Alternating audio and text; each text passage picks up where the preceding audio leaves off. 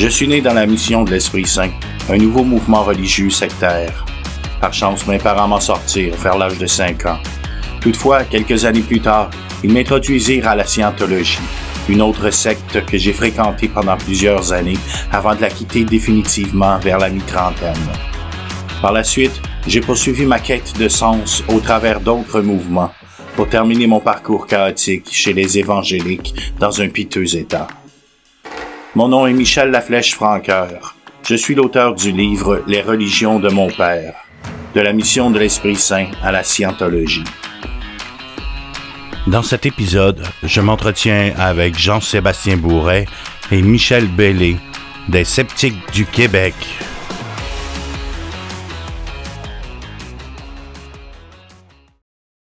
Une autre chose sur laquelle je voulais revenir, tu as parlé des fois d'emprise. Je sais que à la scientologie, c'est très important la hiérarchie et de se soumettre aux hiérarchies supérieures et aux commandes. Ça descend, là. C'est très hiérarchique, la scientologie. Sais-tu si les autres religions que tu as connues, tu considérais que la soumission à l'autorité, ça joue un grand rôle aussi, je sais pas moi, chez les évangéliques ou la mission de l'Esprit Saint ou les Brahmakumaris, les Plus autres. ou moins. Dans les évangéliques, là, t'as toujours une personne au-dessus de toi, mais elle essaye pas de te contrôler, mais elle va plus essayer de reléguer le message du pasteur aux gens en dessous. C'est comme une pyramide, que souvent, ce qui part d'en haut, c'est le message qu'on veut envoyer aux gens en bas. Mais on les contrôle, les gens dans les sectes, on les contrôle par la pensée d'une certaine mesure, d'une certaine façon. On leur inculque des croyances avec lesquelles on va pouvoir les diriger. Donc, dans le christianisme, si j'arrive à te faire croire que si tu ne payes pas ta dîme puis que tu ne t'impliques pas dans un certain département de l'Église, tu n'es pas un bon chrétien et tu risques de ne pas aller au paradis. Là, si j'arrive à te faire croire ça, ben là, je t'ai dans la poche, là, tu vas payer ta dîme, tu vas t'impliquer dans un des départements de l'Église, puis tu vas amener du monde à l'Église comme un bon chrétien, tu sais. Mais c'est de même pas mal dans toutes les religions que j'ai connues, là. Tu sais, même dans les Brahmakumaris, où on parle on dit ne dépensez pas votre argent dans les futilités de ce monde, là, sans les gens. Il y a quelque chose que j'ai cité dans mon livre, mais investissez votre argent pour fonder d'autres universités, fonder des centres, j'appelle ça des universités spirituelles. Mais mettez votre argent pour fonder d'autres centres de Brahmakumaris. Ils veulent que tu fasses expandre là. Puis on te parle d'argent. On dit, si vous avez de l'argent, investissez-le là-dedans. Donnez-les pas à des gens à l'extérieur qui vont le dépenser dans des futilités puis qui vont le. C'est le message qu'on propage vers le bas. Mais dans plusieurs groupes, si le message ne rentre pas, là, on ne perdra pas de temps avec toi. Il y en a tellement. Et on va te tasser. Si tu affectes les gens autour de toi, on va essayer de te tasser. Si tu vas à l'église, tu n'affectes pas personne, mais tu ne suis pas le message ne passe pas, mais ils ne perdront pas de leur temps avec toi. Moi, ils savaient quand j'étais chez les évangéliques, ils ne viendraient pas me faire payer à la dîme. Là. J'avais déjà de la misère à payer mon loyer. Là. Puis je ne croyais pas dans ça, mais on me laissait venir à l'église puis tout. Mais là, si je commençais à parler trop fort, là, c'est là qu'on essaie, ou bien on va te dire, ben, t'es un bébé chrétien, on te donne un break, ou ça va venir avec le temps. T'es pas rendu là, admettons, des expressions comme ça, tu sais. Il y avait du mépris. Tranquille. Il y avait du mépris dans leur vision de la hiérarchie du savoir.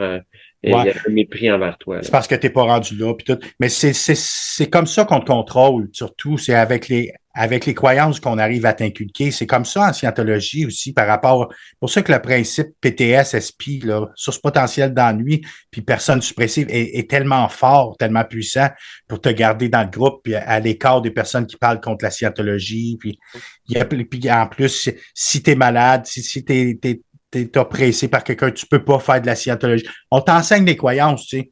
Puis après ça, tu marches selon les croyances. Tu n'iras pas voir le docteur parce que tu vas ignorer ta maladie. C'est les croyances qui...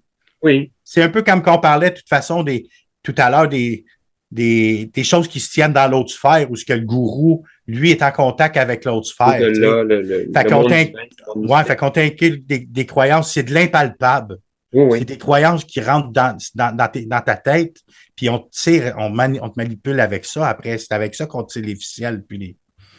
Michel, tu l'as dit que chez les évangéliques, on utilise le paradis puis l'enfer pour convaincre les gens d'agir d'une façon ou d'une autre. Chez les scientologues, est-ce que c'est parce que tu vas tu vas monter sur le pont, tu vas te réincarner? Est-ce qu'ils disent que si tu mènes une bonne vie de scientologue, tu vas te réincarner, tu vas partir ta prochaine vie plus haut sur le pont, déjà en partant, ou qu'est-ce qu'ils te promettent? Ça, j'ai pas entendu ça, ces promesses-là, de mener une bonne vie de scientologue ou de partir plus haut sur le pont dans une autre vie. Ce que Okay. j'ai entendu, c'est que tu dois monter ton pont dans cette vie-ci pour être libre dans les prochaines vies.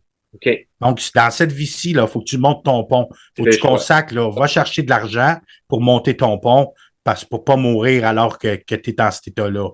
Okay. Puis des bons scientologues, ils s'en foutent pas mal. De quoi? Que tu sois une bonne personne ou non. Là. Des bons scientologues, ça n'existe pas. C'est si tu te payes, puis que tu es dans la salle de cours, puis tu es en audition. Parce qu'il y a beaucoup de scientologues qui ne payent pas leurs impôts. Ou qu'il y a eu beaucoup, beaucoup de fraudes aux États-Unis, là, des bureaux de dentistes, là, ou un autre qui fourrait les compagnies d'assurance, les docteurs aux États-Unis. Là, ils faisaient des faux patients, là, puis ils récoltaient les compagnies d'assurance ou toutes sortes d'arnaques, là, des gamiques. Là. En scientologie, là, ils ne te demandent pas d'où vient ton argent. Fait que ton éthique là, est importante surtout quand tu es dans scientologie. En quelque sorte, tu peux acheter ton paradis. Parce que si tu donnes plein d'argent à la scientologie, tu montes sur le pont, c'est ça le but, c'est ça qui te permettrait d'accéder au nirvana ou je sais pas comment ils appellent ça. C'est plus de faire les étapes de scientologie, mais les étapes sont pas données, fait que t'as pas le choix. Si tu fais juste donner de l'argent, tu montes pas le pont. Tu montes pas le pont. Il faut que tu fasses les Comme mon père, il a donné plein d'argent. C'est ça. Puis il a pas monté le pont, fait qu'il est resté spirituellement dans le même état. Il faut faire les deux. Il faut faire les deux. Il faut donner beaucoup d'argent, mais il faut réussir les cours, il faut avoir un pass. Il faut que tu fasses les cours, que tu les passes, que tu es au suivant, que tu le passes pour monter le pont. Fait que ça prend les deux. Il faut mettre beaucoup d'argent, mettre beaucoup de temps. L'argent est obligatoire pour que tu montes le pont, parce que ça coûte de l'argent. C'est obligatoire, mais non suffisant. C'est nécessaire, mais non suffisant. Faut que tu fasses les étapes. Faut que tu reçoives les étapes d'audition, puis faut que tu fasses les procédés d'audition, que tu fasses tout le brainwashing, là. Oui. On peut tu passes des heures et des heures d'audition à l'électromètre, là. C'est beaucoup être soumis. Être dans l'académie, puis être là. Oui, parce que quand tu fais ça, tu suis juste les bulletins que Hubert a écrits. C'est procédé à lui, tu peux rien changer. Oui. Mais c'est parce qu'en scientologie, il y en a qui donnent beaucoup, beaucoup d'argent, mais qui montent pas le pont. Puis ils pensent qu'ils vont nettoyer un peu comme nettoyer leur karma. Karma, c'est pas un terme qu'on utilise en scientologie. Mais tu sais, ils se sentent utiles comme ça, puis ils pensent qu'ils font le bien, puis que dans une certaine mesure, c'est comme si je te dis, ben moi, je peux pas devenir clair, mais je vais aider les gens dans mon environnement à devenir clair. Comme ça, ils vont déteindre sur moi, et ma vie va être plus heureuse. Un peu comme ça. Fait que là, ils vont mettre de l'argent pour qu'ils puissent avoir des organisations qui s'établissent, puis que aussi pour payer des avocats, puis payer des comment est-ce qu'on appelle ça, des détectives privés là pour l'argent de l'Association internationale de scientologie s'en va beaucoup là pour défendre la scientologie, payer des avocats, puis payer parce que je vais te dire une affaire, là, le compte budgétaire là, qui casque le plus là, en bon français de France, là, qui dépense le plus aux États-Unis, en Californie, c'est pour payer des avocats et des détectives privés qui suivent des personnes là, haut placées qui ont quitté la scientologie, là, comme le partner là, de Léa Remini dans son émission Mike Rinder, puis tous ces gens-là. Là. Oui. Ils ont constamment des détectives privés autour d'eux. Là. Il y en a plein sur YouTube, là, ils ont des chaînes YouTube là, qui cartonnent beaucoup, puis qui ont un gros auditoire aux États-Unis. Ils ont constamment des détectives privés devant chez eux, puis des affaires qui ont été vues. Là. C'est un mélange d'intimidation, puis d'essayer de trouver des façons de les faire taire. J'imagine que le détective en soi, lui-même, juste être suivi, ça doit être fréquent. Mais en plus, j'imagine que le détective, il te prend en photo, il cherche à te trouver des faiblesses, des façons dont ils vont pouvoir te contrôler, t'empêcher de parler ou te mettre... surtout quand tu sors de la scientologie, les hauts placés, là, quand tu sors ils savent pas avec quoi que tu as sorti. Okay. tu peux avoir sorti avec des documents confidentiels ou avec des noms de certaines personnes qui sont en scientologie, des noms qui doivent rester cachés, des affaires, des gens qui ont été haut placés, ils ont des informations importantes qui peuvent divulguer après ça dans les médias. Puis ça a été fait beaucoup sur YouTube. Là. Oui. Il y en a plein. Là. Comme je te disais l'autre jour, on pourrait passer le reste de notre vie à écouter des détracteurs puis des gens qui dénoncent. Puis c'est là, c'est comme ça aussi que le niveau OT3 a sorti. Tous les niveaux OT ont sorti sur Internet. Là. À cette heure, la scientologie, il n'y a plus rien de caché. Là. Fait que, mais ils continuent encore à intimider les gens plus comme moi maintenant. Mais moi, j'ai pas un gros auditoire, mais il y en a un, là, Aaron quelque chose, là, à Sacrifice, aussitôt qu'il sort une chaîne YouTube, là, aussitôt dans la même journée, il y a à peu près 15 000 vues, là. Aussitôt qu'il sort un YouTube, puis le gars, il est monétisé, puis il y en a une couple comme ça. Là. Il y a une chaîne YouTube populaire. Très, très populaire. En sorte que la scientologie est plus sur son cas. Ils vont essayer de lui nuire, de salir sa réputation ou ils vont essayer de l'intimider, etc. Parce que lui, Aaron aussi, là, pour avoir du contenu pour mettre sur sa chaîne, ben, il est à l'affût. Oui, ben oui. Fait qu'il va aller rencontrer des nouvelles personnes qui viennent de sortir, des espions, des gens qui font semblant qu'ils sont encore en scientologie pour voir qu'est-ce qui se passe, puis ils vont y amener de l'information. Des agents doubles. Fait que là, les enquêteurs privés, ben, ils veulent savoir ça. Avec qui cette personne-là est en contact, où est-ce qu'il va. Il est constamment suivi. Et, je te dis, il y a une organisation d'intelligence comme la CIA, l'ancientologie, là, qui est comparable aux grandes organisations de contre-espionnage je te dis, là, c'est dur à croire, mais c'est une grosse partie, là, le OSA, là, il y avait du monde là-dedans, là. Dans les années 70, Hubbard, là, s'est en allé en mer dans des bateaux parce qu'il était poursuivi partout. Oui. Puis un jour, il a voulu revenir sur Terre, mais il savait que dans plein de bureaux gouvernementaux, ils avaient plein de matière contre lui pour le poursuivre puis l'écrouer en prison. Donc, il a fondé une grosse organisation paramilitaire avec plein d'agents qui sont rentrés dans les bureaux. Quand le FBI a fait une descente dans l'organisation de Scientologie, là, ils ont trouvé des centaines de milliers de documents qui avaient été photocopiés dans des bureaux de l'IRS puis du FBI, dans plein de bureaux. Là. Il y en avait des piles puis des piles de documents qui avaient été volés concernant Hubbard, concernant la scientologie dans divers pays dans le monde. Ça a l'air gros 100 000, mais ça se passait au Royaume-Uni, en Australie, en Europe. Hubbard a essayé de s'installer là, sur les côtes de la Méditerranée. Il a été chassé de tous les pays. Au Portugal, partout, ils l'ont chassé. En France, il était poursuivi. Il n'a jamais retourné. S'il retournait de son vivant en France, il se faisait prendre puis il s'en allait en prison direct.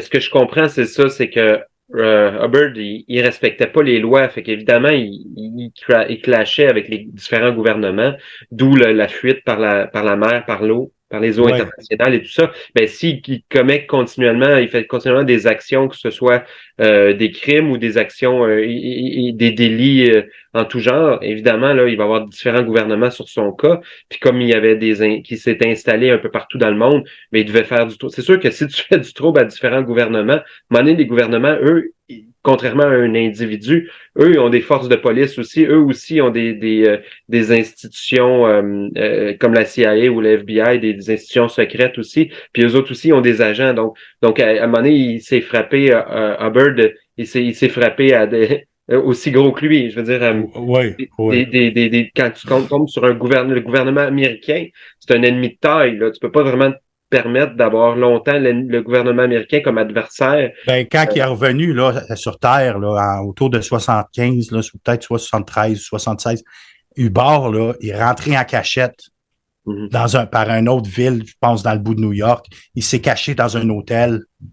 Il est allé là avec une valise avec ses 50 000 $, puis il a attendu dans l'hôtel pendant 2-3 semaines. Puis toute son organisation maritime est venue s'établir en Floride. Puis Hubbard, on l'a jamais revu. Mais il a toujours resté en contrôle, mais il s'est toujours caché, là. Il était toujours caché, puis il a toujours été recherché. Il y a toujours eu des mandats contre lui, puis il a été recherché, mais il s'est toujours caché. Mais là, eux autres, ils ont essayé de purger les bureaux gouvernementaux de tout ce qu'ils avaient contre Hubbard. Fait qu'ils sont rentrés. C'est juste pour te dire le genre d'organisation. Oui. Quand je te dis là, que c'est subversif. C'est pas des anges, l'ancien anthologie, non. qui amènent large. Non, c'est ça. Ils ont monté. Hey, Hubbard, là, sa femme, quand ils se sont fait pogner par la FBI, puis la FBI a trouvé des centaines, puis en tout cas des milliers de documents, ça a tout passé sur le dos de sa femme. Hubbard a dit, c'est pas moi qui a fait ça. Il dit, c'est ma femme. Puis elle a fait 4 ans de prison. Puis 12 personnes qui étaient sous sa femme, mais qui, dans le fond, c'est Hubbard qui contrôlait tout, là. Mais là, ils ont dit qu'ils étaient sous sa femme, là, des membres de... Avant, ça s'appelait le Guardian Office. Aujourd'hui, ils appellent ça l'Office des affaires spéciales. Le Guardian Office, une douzaine de personnes sont passées aux criminels, ont été des dossiers criminels, ont été condamnés à des peines de prison, à des amendes, Ils ont tous pris ça pour Hubbard, mais quand même, pour qu'elle fasse 4 ans de prison, c'est parce que c'était sérieux, là, qu'est-ce qu'ils ont fait, là. Tu sais? Pour faire une espèce de parenthèse, une analogie plus ou moins boiteuse, là, c'est ça qui est arrivé à Trump jusqu'à tout récemment. Il envoyait tout le monde sous les roues de l'autobus, tout le monde qui était sous son autorité à Trump. Ils les envoyaient un après l'autre. Ah, ben, c'est de la faute de tel avocat, c'est de la faute. Puis il y a beaucoup de monde qui ont fait de la prison et lui, pas encore. Mais ça veut pas dire que Trump en fera. Tu sais, ça me fait penser un peu à ça quand même. Ben, c'est pas tellement boiteux, hein, parce que je te dirais qu'il y a plusieurs spécialistes des sectes, là, des spécialistes, des PhD, puis tout, qui vraiment, ils appellent ça The Cult of Trump, là. Ouais, c'est vrai. Trump, c'est vraiment une secte, là. Ouais. Qui est comme un gros de secte, là, la façon que ça se passe, puis la façon qu'il tire les ficelles, puis qu'il manipule, puis gars, lui, avec son aura, puis il est rendu qu'il vend ses mugshots, qui a ramassé 10 millions à peu près, puis qui ont fait sa photo. Une photo de lui en prison. Ouais. Excuse, Michel, tu voulais parler? Oui, je vais peut-être faire un petit aparté. Ron Hubbard, il est mort. Fait qu'étant donné que l'Église de Scientologie croit à la réincarnation, il devrait croire qu'il est revenu sur Terre, non? Puis il devrait le rechercher, non? Ben, il y en a un qui il y a une couple d'années, là. Et les autres, ils disent que tu passes 20 ans dans les limbes, là, entre les deux vies. Fait que là, 20 ans après qu'il soit décédé en 86, là, il y en a un qui a sorti en 2006, puis il a dit, je suis la réincarnation du bord. Puis là, je sais pas combien de suiveurs qu'il a pas dit. Il y avait un an. Présenté comme ça, puis ben non, c'était un adulte, puis tout. Ben non, c'était un adulte, tu pouvais pas Les gouvernements, ils n'ont pas demandé de payer l'impôt qu'ils n'avaient pas payé par le passé? Non. Dans sa vie antérieure. Mais il me semble que si tu te réincarnes 20 ans plus tard, tu devais être un bébé, là. Tu devais pas être ben t'as raison, là. Fait que le 20 ans, ça marche pas, là. Tu vois, le gars, c'est parce que peut-être qu'il connaissait pas assez la scientologie. Il est arrivé, lui, il dit, je suis Ron Hubbard. Puis il a fait des vidéos mis ça sur YouTube. Mais oui, il y a des scientologues qui attendent son retour. Mais comme tu dis, tu sais, qui va prouver ça? C'est sûr que, mettons qu'Hubbard là, se réincarnerait, là, il ne dirait pas que c'est lui. Parce qu'il en autant qu'il le sache. Parce que c'est pas clair. Il ne pas après lui. Si toi, tu ne te rappelles pas de ta vie d'avant, Michel, si ni toi ni moi, personne dans la conversation se rappelle de pourquoi lui il le saurait. C'est ça serait complètement frauduleux. Ouais, mais c'est ça. Il n'y en aura pas de réincarnation, puis Hubbard n'est pas là. Puis là, c'est David Miscavige qui est. Puis ça a l'air que c'est un salaud pratiquement. Il est encore pire qu'Hubbard, parce que lui, il est violent physiquement. Hubbard, lui, rentrait dans nos têtes, puis tu sais, il nous inculquait qu'il contrôlait, manipulait, puis tout. Mais David Miscavige, qui est le nouveau leader de la scientologie, vraiment, lui, il a établi jusqu'à une prison dans les collines en Californie. Puis là, à un moment donné, là, il a ramassé tout l'exécutif de la scientologie, là, une trentaine de personnes. Il les a foutus là-dedans pendant 6 mois avec des gardes de sécurité, avec rien à boire. Tout le monde là-dedans a dormi par terre sur le plancher. Là, on est dans la torture. Là, on est dans la torture, puis dans l'endoctrinement coercitif, là, puis la persuasion. Oui, avec des barbelés autour. Puis là, mais c'est fou parce que ça, c'est complètement extrajudiciaire. Il n'y a aucun... Tu n'as pas le droit de faire ça. Non, mais ils sont protégés en Californie, ils sont protégés par la police de la place. Sais-tu pourquoi? Parce que la scientologie donne tellement de travail à des anciens policiers comme enquêteurs privés. Puis comme à Clearwater, là, il y a plein de policiers qui travaillent pour l'agence de sécurité privée qui protège les buildings de scientologie. as plusieurs policiers qui travaillent pour la scientologie, puis ils sont payés le gros prix, puis ils font de l'overtime, ils vont travailler. Ils sont protégés par la police à Clearwater, puis dans le bout d'Hollywood, en Californie.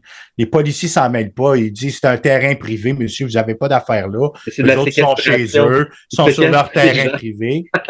Mais tu sais, c'est de la séquestration. Si chez moi, j'enferme des gens, que j'ai de l'aide ou pas, là, si j'enferme des gens derrière des barreaux dans mon sous-sol, je n'ai pas de sous-sol, mais si j'avais un sous-sol, j'enferme des gens derrière des barreaux, c'est de la séquestration, c'est un crime. Ben, les policiers ferment les yeux là-dessus. J'ai pas l'autorité de dire c'est une prison, j'ai une prison privée chez nous. Ben, il y en a qui ont essayé, qui se sont sauvés, là. Il y en a qui se sont sauvés de ce place-là, cachés dans des valises d'auto, là.